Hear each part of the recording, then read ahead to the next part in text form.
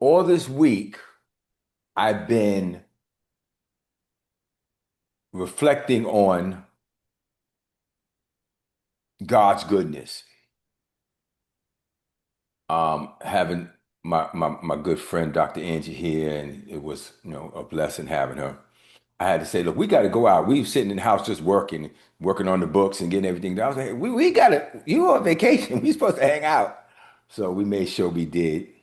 Just reflecting on the goodness of God, not from a present perspective. And this is what I want to kind of take the message right into. I started meditating on the goodness of God from a past perspective. We can a lot of times see God's goodness when things are happening and going the way we like, and then kind of forget it, like John the Baptist, you forget, what you saw and you in time of issues or troubles or whatever circumstances, and you can kind of sometimes forget. But those of us here, right? Those of us, the people of faith, we usually get back up on our feet and we come back to our senses and we go, hey, I'm going to think about and I can remember the goodness of God even through pressure. Well, I wasn't going through any pressure, wasn't going through no hardship. God just had me in a very reflective mode about, I guess, revealing things that He had done. I want you to don't not just hear me, but take this journey within yourself reflecting on the good things that he has done for me over the years, even things that I didn't even acknowledge or know that it was God's goodness at the time. Situations that I stayed away from that wound up blowing up, and then I found out later, wow, if I was in that, that could have been a big deal. But then just little things. Uh, and I'm not, and I don't want to say little things, but things that are just so everyday that you don't pay attention to them. A kind word, a opportunity that opened up that didn't make any sense to me then, but today I can look at it and go, ah, I can see that. So I'll give an example of something not this week, but something that can make you relate to it. I've had this conversation with you guys. Last time Brother Merle came out to get his hair done, he shared the revelation, and it was like, wow, God told us exactly that same thing. And that was, he said, remember when God told you during one of your rough times in your old relationship to go home and be the best you can be, best husband you can be? And I was like, yeah. Lindsay called me with that word while I was staying in Atlantic City in a hotel hiding, or or whatever, a timeshare, um, giving up. The word came, go home and be the best husband you can be. I obeyed that word, and you guys all saw it. Everybody that was around saw it.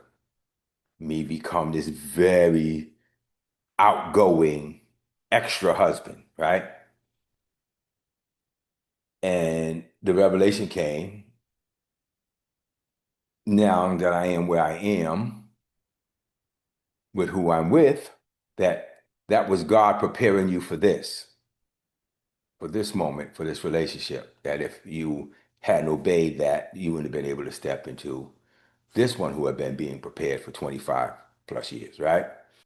I saw that and I was able to say, wow, if I hadn't made a decision at that time to put aside, listen close to what I'm saying, all of my, I guess, still chauvinistic type ways and opinions or points of views and attitudes, I would not have been ready for this blessing, this season of my life. So I want us to reflect a little bit on what God has been doing for you over the past to prepare you for the moments that you're in today. Visions he may have shown you, things that he's done for you, doors that opened up that really didn't look like doors, doors that closed that you didn't want to close. All of these things that were preparation for the season that you're in now, and hopefully you're starting to see them. If I haven't done that, or if that opportunity hadn't shut for me, I wouldn't have this one. If I didn't obey God over here in this area, this door wouldn't have been open for me. So here's the message I'm sharing. Here's what I'm bringing across. You ready? We focus on God's blessings in the now. But somebody say with me, God's blessings are generational. If you agree. If you don't agree, don't say. God's blessings are generational. There are things that are done before you got here that made it possible for you to be here. The civil rights march and movement, a lot of people don't even know about or go through, but it gave us freedoms or opportunities that we have today. And sometimes some of us are still exploiting them or using them horribly. But the bottom line is, we have the opportunity to do things today because of that civil rights movement. So let me give you an example. I'm an older man than most of you guys here, and I see and know where I live right now. But I guarantee you, there was a time that somebody that looked like me couldn't even consider coming to this community and getting an apartment or otherwise. I know some of you, you're a little too young to only know about that, but through conversation. But I know it from experience. You hear the stories about redlining and these kind of things where you weren't allowed to borrow money and buy a house in this area. And these things are very, very real things that I've seen and walked through and heard and watched. You with me? So everything that God is doing and has done has generational repercussions. Just like whatever we do for the enemy, they have generational repercussions. But I want to talk about the enemy because he's a counterfeit. I want to talk about the goodness of God and the things that God has given us and has given us the opportunity to do in the past and right now from this point on, and understand that we are generational. God has created us to be generational. You know, for God is a covenant God who blesses you for 1,000 generations. God is about generations. I never really paid attention to that before, but I am now. God, you care about not just me, but the things that happen as a result of me in the generations to come because of me. We are generational people. Somebody say, I'm generational. So God has created us and he does things that are seeds not just for the now, but for the future of our lives and those who we will impact. Am I getting too school teachery right now? Because I know it's a little bit different, but I'm laying a foundation for something very powerful. So as I was walking around, I thought about things. I thought about thoughts and things that came across my mind as a child that I'm going, wow. Like I don't know if all of you noticed, but I remember and I've said to a few of you, and I remember, and I was saying to Nelly, when I was a child, I always knew I was supposed to be in Florida. I didn't even know what Florida was. I was from the hood. I didn't know about, but I saw the Tropicana commercials on TV and they had oranges and these trees that were, I later found out were palm trees. And every time I would see the people in the groves getting the oranges, talking about Florida sunshine, I was like, ooh, I want to go there. And it was a feeling for me. I knew that I was supposed to be there. It's weird. I've always had this attraction to and thought about, wow, I wonder what it's like to have an African wife. These are things that were on my mind when I was young. I don't know why. You understand what I'm saying? I don't know why that was in there. If you think about it, my first wife looks kind of African. I had that attraction to that type of flow in me, in me. So now here we come to a generation, watch this, stay with me, lock in. Dreams, ambitions, things that have been in you. Everybody in this room, I can speak for you. Dreams, ambitions, desires to be bigger than where you are, to have more than what your family has told you you can have or supposed to have, that stuff is planted in you. It was planted in you. It has a generational effect if we use it. So what happens? Well, we get caught up. Stay with me now. I'm walking you into this. Here's where I spring the trap on you, right? So we get caught up, watch this, in the thing and not the generational purpose. We get caught up in pursuing and receiving that thing that's on the inside of us. I want to be successful in this. I want to have this. I want to have enough money so I can do this. But not thinking about, but what is the purpose beyond you getting what it is you want so bad to get? So let me give you an example. So you've seen some people in the news that they've been living some lifestyle that has now thrown them behind bars and ruined their legacy. And you've heard stories going back to Weinstein and Epstein and everything else, right? These are people who accomplished what was put in them, but didn't know what their purpose was. So they moved and switched into went into perversity. Because once you reach your goal and you don't know what to do with that goal starts to become, stay close to me, a curse to you.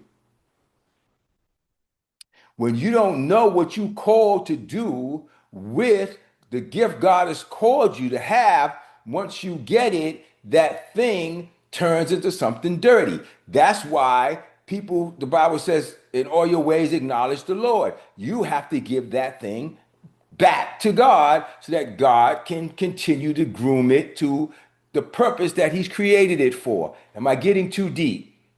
You understand what I'm saying? So, I'm not at that point. I'm going, okay, God, I'm getting older. I still have these desires. They never left me. Here we go. But what do I have them for? And for the first time, seriously, I'm asking, what is my purpose? And why were these desires put in me? Now, I'm going to take you back 1 second, and then we're going to bounce forward to the scripture. So I went back to that one story because there's so many things I've been thinking about this week about, oh wow, now this makes sense. This is why this was this. Oh, so okay, so I remember now why I was young, I was this, because this was this. I thought about that in terms of the go home and be the best husband you can be, preparing me for Nelly. You understand what I'm saying?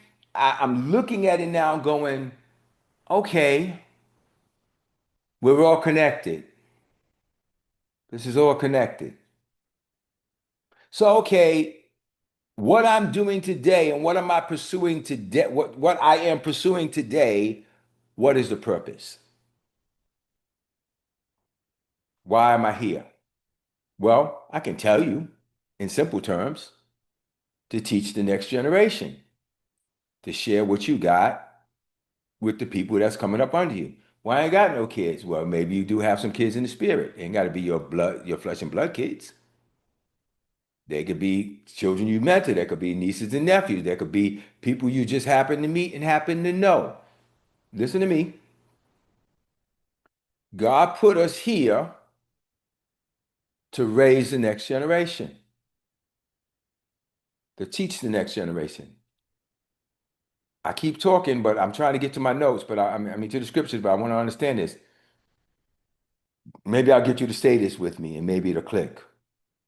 I'm not here to gather up. I'm here to disperse and share, right? I'm not here just to gather up a bunch of stuff. And the proof of that is the rich man, Jesus told us the rich man got all his wealth and he said, eat, drink, be merry. I'm gonna put all my stuff in bonds. And he said, yeah, in the night you're going to die. Now who's gonna get all your stuff? And that's an interesting question because in him trying to gather up, did he even consider in his gathering what would be to the next generation or what would happen with the stuff he gained or gathered? Maybe he didn't even think about it. Well, I ain't got no lot of stuff to be gathering up for nobody. Well, maybe because there's no purpose has been developed yet, and that's why nothing has been gathered. There's reasons for what you do. So, okay, I was going to move on, but let me go make one more point. Thank God for my team. Thank God for Vision Builders. Thank God for You Ready, Let's Grow as a business, as a trademark. We sat down and we stuck the final pins in our books, got them done, submitting them all to Amazon. It was an arduous task when we started. We saw about 5 books. We decided just to finish the first 4. We'll go back to the quote book later because it got artwork and all that. But 4 books done. But the books being done wasn't about me writing books this time. Before, I was told to write a book. I wrote the book. Harvest Time. Wrote the book. Did the book. Then the book just sat there. Why? Because I didn't have a purpose for it. I just wrote the book because somebody said you need to write a book because it'll look good and you have a book. And when you go speaking, have speaking engagement, you can sell books and you can make money selling books. Could somebody agree with me that that's not a purpose? Well, with You Ready, Let's Grow, there's a purpose. I have a team who and their families who live off of this work. I have a generation of people I know I'm supposed to coach and mentor and give this wisdom and information that God has given to me to them. So when the people log on every week and come on, and by the way, this week we had way more visitors than we had ever, like coming through the room. We got up there kind of high in numbers. I think close to 1,000 people came in there. It's catching on, in smaller communities. Even like I said, I'll sometimes go to the skating ring and they'll do the same thing that you guys do. If I say you ready, they'll say let's grow. That it's catching on, but it's now I'm realizing there was a prophecy spoken over me. Listen to me close. Those of you who've heard the tape many years ago, that people will be coming from all around the world to receive the wisdom that God has given you. That there will be there's crowds and like auditoriums full of people, stadiums, whatever. I don't remember the word exactly, but that was prophesied over me 30 years ago. Well, me pursuing success and wealth didn't allow me to step into that realm. Me pursuing this destiny that God has called me to has opened up all the doors that I need to now to step into that realm. You're here with a purpose. Notice I didn't say for a purpose, I said with a purpose. You're here with a purpose. And that purpose is manifested as you align with it, and then all things that need to be in place come to place. So let me give you one more example. God, I thought I'd be finished talking by now. Me and my wife sat down last night, and I looked at it and I said, I need you to understand something. We got a phone call from my Pennsylvania store. Good evening. How you guys doing? Fine. Great. Good to see. Good to talk to you. Blah, blah, blah. Yeah. Listen, I'm down to 2 bottles. When are you coming back? Now, that store in Pennsylvania is moving close to 100 bottles a month. I remember when a little over a year ago where there wasn't a bottle to sell. I need you to understand this. See, we could get this, oh, wow, praise God. Yeah, we're going to another chain store today and we're going to talk to them about distribution. But my point is, Nellie had no concept in her mind of selling hair oil. She was doing hair. She wanted to have a beauty school. She wanted to teach people all of this. She meets me and I'm going, you growing hair? Yeah. You have a different business. Well, what if she hadn't had that business? What if she was just a hairdresser and not a hair growth specialist? And she didn't even call herself that. That's the name God gave me to put on her. But my point is, what if she wasn't obediently doing that for free to anybody who sat in a chair? You're a hair growth specialist. Yes. We need to put that in a bottle. We are working on our second product now, which is a leave-in conditioner. The guy's already told me, you put that in my store, that's going to sell out because we don't have a product like that in the store. Like literally, we will sell these like faster than we sell in the oil. Now listen close to me. That was all lining her up for such a time as this.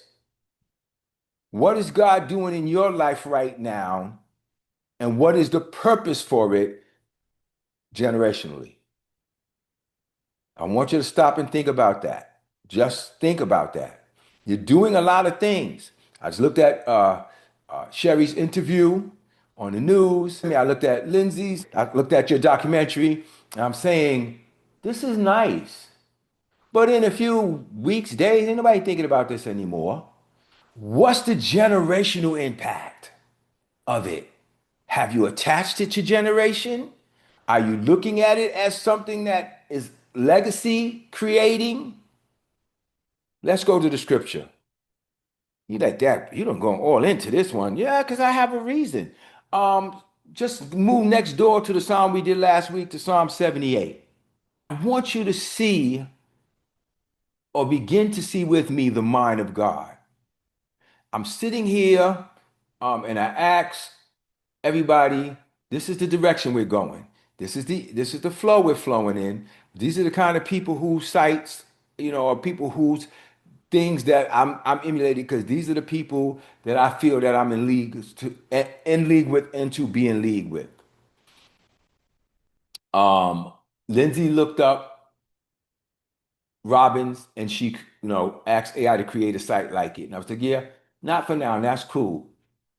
The other person I mentioned, if you guys remember, those of you on the team, is Golden. Well, the School of Hard Knocks kid interviewed him recently. I'll send you the podcast. He interviewed him, and man, was that interview powerful, because everything he said, I've been saying. Uh, he and the kid at School of Hard Knocks said it took them 5 years for them to make the first 100,000. And then within the next year, they were in the millions. Exponential. Why? Well, listen to the questions the kid asks when he talks to people. If you had any last words for the next generation, he walks up to everybody. I try to ask you guys questions so the kids, my generation, can hear. These young kids have amassed a huge fortune walking up to people asking questions. Why? Because information is power. One of the first things Golden said, and I don't know if you know this, but to have a personal mentorship from him is $350,000. 350K. So just like I checked Nelly, God's checking me. What you giving away for free for all of these years, these people,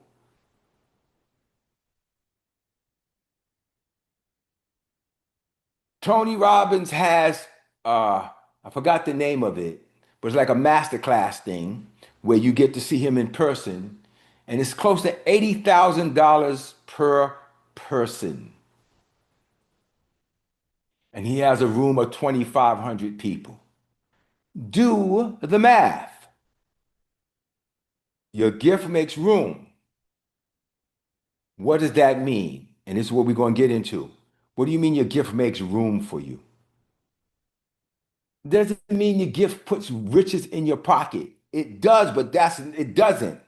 It does, but it doesn't. That's wrong. That's the wrong focus. Your gift makes room doesn't mean it makes you wealthy. It doesn't say that. See, it makes room. It means it's open doors and it puts you in places and it gives you space. That's what it means.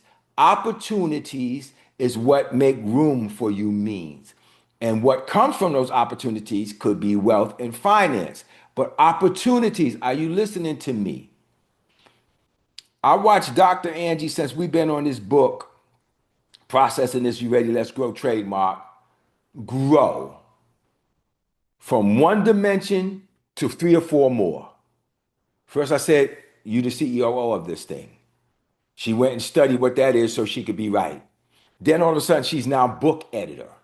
You follow what I'm saying? And dimensions have come out of her.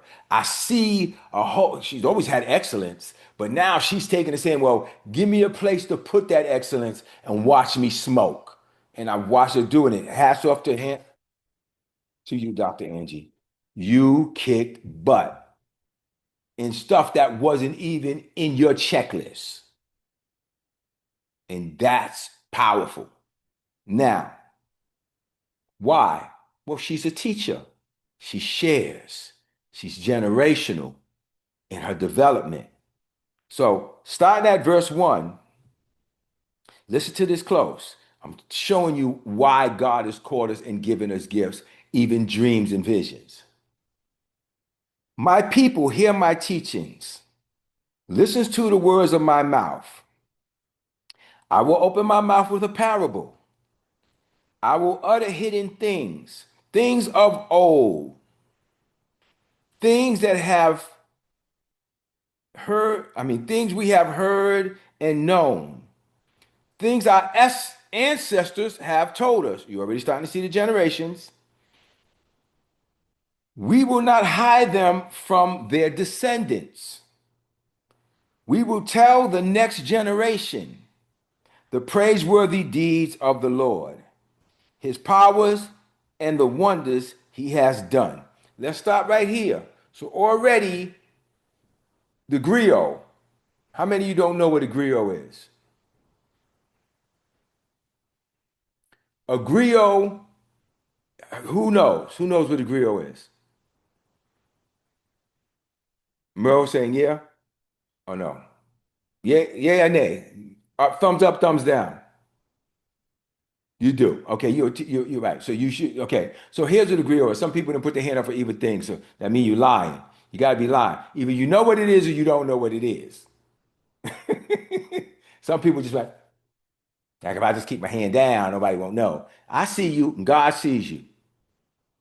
All right. Anyway, a griot is like a teacher, but he's a storyteller. The griot was in the old tribal communities that one person that everybody, he was the human library.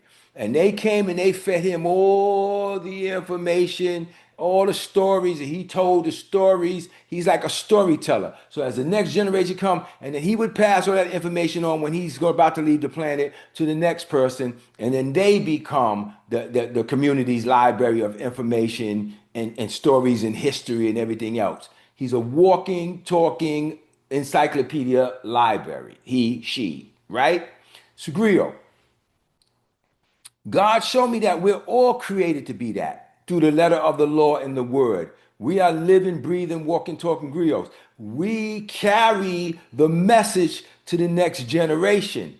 If we're not carrying the good message to the next generation, we're a waste of oxygen. We're just sitting here, soaking up time, seeking after things, chasing after bling bling, all kind of stupid stuff that comes and goes, that brings you happiness for a minute, and then the happiness is totally gone. So, Kwame's got boys. His job is to feed those boys with information to make them have something to carry to the next generation, to their kids, and feed to their kids. I watch Markel and his kids. He may be doing it different in some ways than me, but he is doing exactly what I did to him. He's doing stuff with them that I didn't know to do. He already has them with accounts and money markets and mutual funds and stuff, and he's building stuff for them already in a financial way that I didn't know how to do that. But he's doing that. Now, he's saying the idea of is you're going to hear these parables and you're going to hear these lessons and you're going to get these things that I'm teaching you and these things I'm sharing with you today, not to collect and gather, but to pass on. Say, I'm here to pass it on. This is when the blessings will begin to flow for you different. I'm going to read the rest of this, but I want you to listen to me close. If you're not seeing the move in the blessings of God right now, it's because you stomped up. You need a spiritual rotor-rooter. Your behind is clogged. You got constipation of the spirit. You supposed to be letting that flow out so he can fill you with more so that you can let that flow out. And if you're reading and learning and studying just to gather up information to have to yourself, it will become stagnant water in you and begin to smell putrid and stink. So how much giving out are you doing with what you're getting in? How much sharing are you doing? This word he said right here, I'm going to show you things. I'm going to make known things to you, generational things, so that you can pass those things on. So now I understand he who wins souls is wise. That makes sense. I'm supposed to learn about the things of God, and then I'm supposed to immediately get on my griot path and get out there and start spreading that out so that the generations are filled with what God has given me. And if all I'm doing is collecting to have, it dries up. I told you I was good. I gave you all the stories in the beginning, but you know I always got to bring it home. So now, what's my purpose then? My purpose is to get out here and give people the strength. I'm not, people say nowadays people are gatekeepers. No, you're supposed to give people the strength to go forward. But what if they don't do nothing with it? That's not your problem, but it is your responsibility. And they may later, long after you never see them again, get something click. So I'm going to share a story with you. And this is an interesting story. I remember when I worked in Truman High School and they had a talent show. And this kid was on the stage rapping. And he just kept going on and on and on. I guess he figured this is my moment. I'm gonna stay up on this stage. I'm not giving up my time to the point that they finally had to say, all right, shut the music off on him and chase him off the stage, right? So I caught him on the side later and I said to him, you went from good to being boring to being obnoxious. Whatever good you did was wasted because you didn't know when to shut up. I said, when you get on stage ever again, do yourself a favor. He said, what's that? I said, when you say that line or you hit that thing and the whole audience erupts, drop the mic and walk off the stage and leave them wanting more. He just looked at me because he was a teenager. He looked at me. He went about his business. I was somewhere out in an industry party years later, and this grown man walks up to me. He says, do you know me? No. I remember you. So where you remember me from? And he's telling me about his record deal and his record that was out. So yeah, I know that record. He said, I'm the kid you told drop the mic and walk off the stage. I never forgot that. I want to thank you for that. And I was like, okay. And then I just went on with my life, right? But it changed something in him. And I'm sure he's going to tell every artist he works with, say what you got to say, make your point, and then get off the stage, leave them wanting more. That's our job with the word of God as well. That's our God with business. That's our God with opportunities. I will teach everybody I know how to write the books, get the books done, get them out there in the market. So as I was listening to this interview yesterday, the first thing he said was, well, what's the key to getting from this place to that place? The young man asked him, and he said, books. Write books. Establish yourself as an expert or a professional, and then get speaking engagements. And I said, well, that's exactly what God told me to do. And we tried to do one book and he turned it to 5. Establishment. Jesus. Okay, I'll say that. We had the second book and I spoke it live. Lindsay and them threw it through AI, put it into book language and gave it back to me. And I looked at the second book and I was like, this is absolute utter garbage because it roboted me. It made a nice book, but it wasn't my voice and it wasn't me. And nothing about it sounded like my voice. And I literally had to sit down over the past week and pretty much rewrite the whole book. Like, no, this is not what I would say. I would never say anything like this. This doesn't even sound like me at all. It sounds like some Wall Street executive who's a teacher and ain't never made no money in his life, but he's a great teacher, right? I didn't want that. God has called you to learn this practically. You with me? Learn this simply. Don't try to get all deep and spiritual. I want to know all the 7 signs. You don't. No. You need to learn what God has called you to learn. And you need to learn it simply. You need to learn it respectfully. And then you need to take it and you need to take it out and you need to share it to the community or the people that God has called you to. Let me finish reading. His power, well, let me start from verse 4. We will not hide them from their descendants.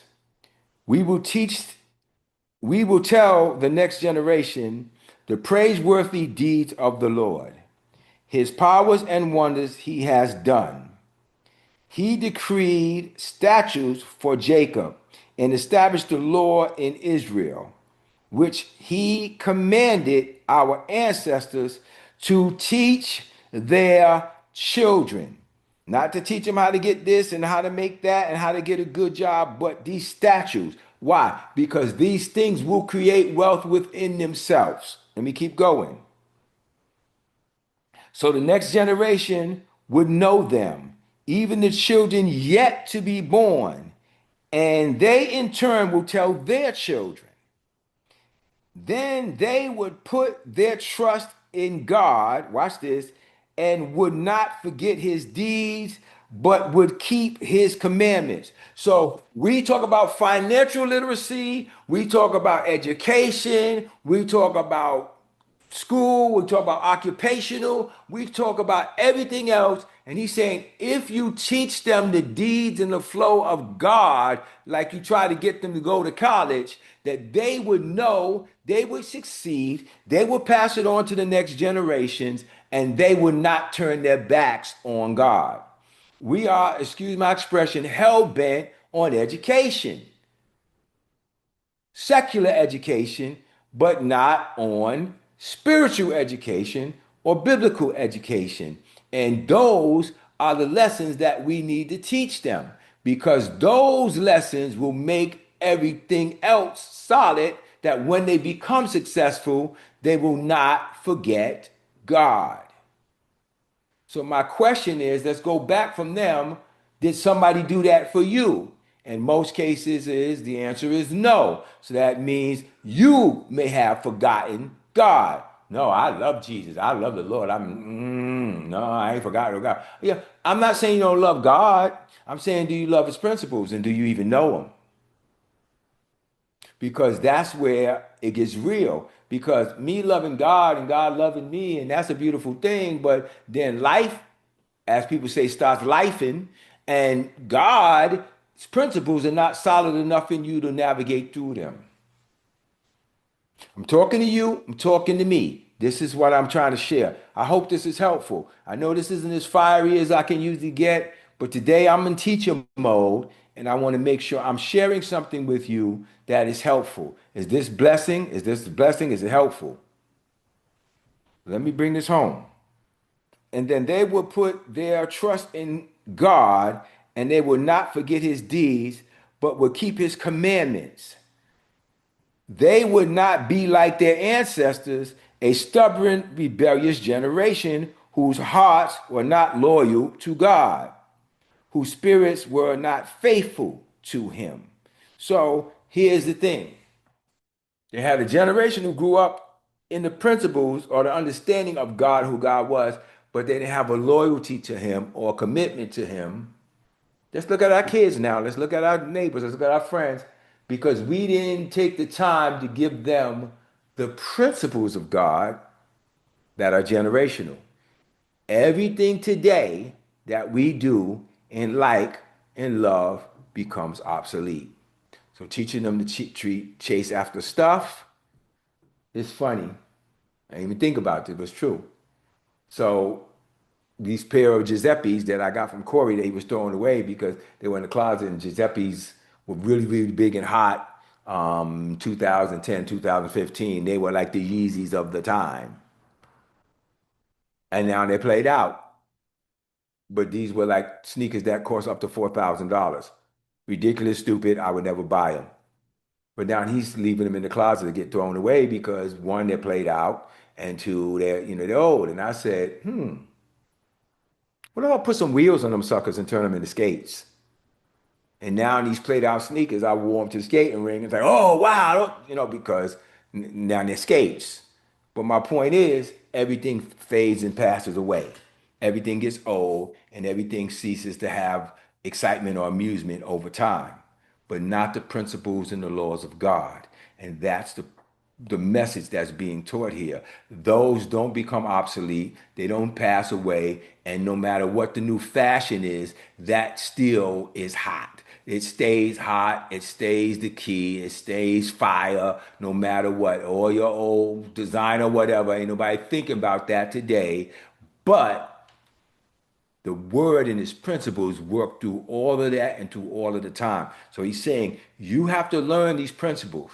And then when you learn them for the purpose of passing them on, that they have generational value, that you pass them on to your kids, you pass them on to your neighbor's kids, you pass them on to your neighbor, and then they'll get it in them, and then they'll pass it on. I've spent a good part of my life with you guys passing on what God has given me. Now, when I was talking to Dietrich not too long ago, there's a ministry that is calling her, asking her to come out and be a part of it. And she's like, listen, I can't join no church because you know you ain't teaching like this. I'm sorry, but I'm kind of spoiled. I'm sharing what I've learned, and I'm not gonna come be a part of some, you know, predominantly show and performance church. A lot of you are sitting right there right now. JCMI has a service that's shut years ago, but you're still show up here. Why? Because you're like, it's hard to go sit down and listen to a bunch of shouting and yelling and screaming, whatever. Or if it's not that, it's 90% of the service is choir music. And then the pastor comes up and speaks for 15 minutes and says, you know, be happy, don't worry, be happy. Do, do, do, do, do, do, and then walks off stage, right? You know, you're getting food. So it's hard for you to go somewhere else to sit down and listen to foolishness. So I'm done my job and I'm going to continue doing my job. And I want you guys now to pick up that same burden. I want you to say, hey, I'm a griot. I'm being filled with this information, and my purpose and my reason for being is to find a way, watch this, to get the word out. And if you find a way to get that word out, watch this. God will find you and get what you need to you to get that word out. Stay with me now. I'm telling you something. I'm not saying you're supposed to stand on the street corner with a megaphone and preach. That's not what I'm saying. I'm saying whatever your destiny is, okay, Merle's music, Kwame's boxing, okay, how do I use that to get, oh, I want to get some gigs, or I want to get some more kids to train. Okay, well, how do you find a way to say, how do I take what I do as a musician, as a boxer, as a model, as Sherry's doing, and get that word out to the people? And how do I get this message that God gave me? Not sell a million books. How do I get that word out? And God will open the doors for you to make that happen. You follow what I'm saying? Drummers for Christ. I'm gonna teach young kids how to drum, and I'm gonna teach them the word. That could be something that God is sparking you, and you start doing that. Next thing you know, you on the top of the freaking world. Why? Because you decided to take the message that you learned and get it to that next generation. And because of that, doors are opening and opportunities are presenting themselves and things are showing themselves to people. And that's what I'm talking about. We are called to take this teaching to generations, not to sit down and hoard it for yourself and wonder why it's not working for you. We have each individually a capacity that nobody else has. I'm gonna tell you what I mean by this, and then we're gonna land this plane, right? Nobody else can share your stories. They can tell them, but they can't share them because they're yours. They can't give them with the heart you have. They can't give it with the insight you have. Nobody can share your stories, your gifts, but you.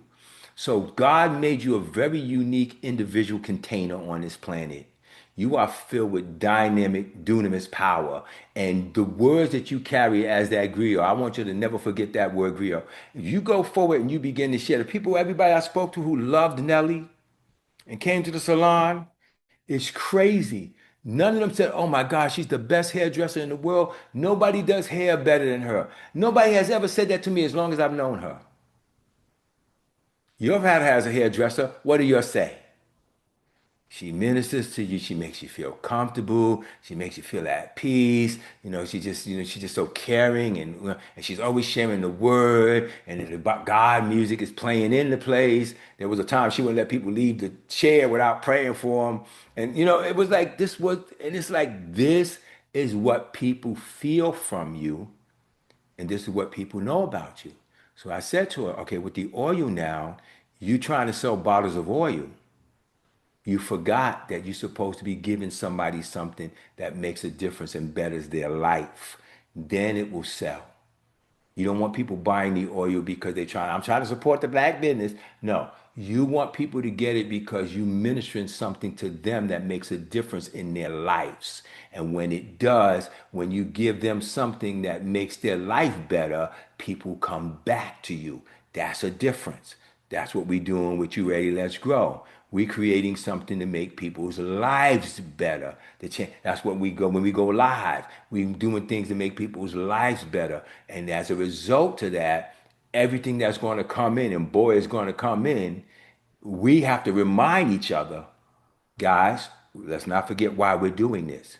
It's not for Lamborghinis and this and that and the other. We're doing this because we have a message to distribute. And all the side goodies that come with it, they come with it. But our goal is to get to the world the message that God has given to us and explain it the way we explain it, because nobody has our container. It's ours. Who am I helping right now? Very powerful, very unique. Every one of you on here. Very powerful, very unique. Stop looking at other people and what they got and what you wish you had. Just stop that. Very powerful, very unique container as you stand.